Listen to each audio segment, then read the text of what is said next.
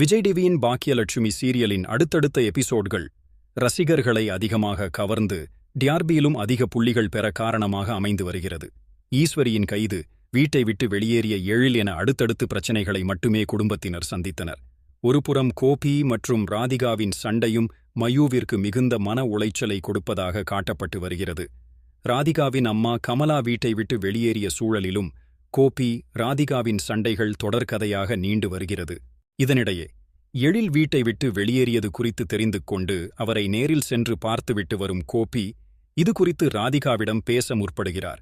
ஆனால் பாக்கியா வீட்டை பற்றி எதையும் பேச வேண்டாம் என்று மறுத்து அங்கிருந்து வெளியேறுகிறார் ராதிகா. இருவருக்கும் இடையில் வாக்குவாதம் நீள ராதிகா எடுத்து வந்து வைக்கும் உணவை தட்டிவிடுகிறார் கோபி. இதை பார்த்து மயூ அச்சப்படுவதாக காணப்படுகிறது. ஆனால் மயூவை கோபி சமாதானப்படுத்துகிறார். இதையடுத்து கேள்வி எழுப்பும் ராதிகாவிடம்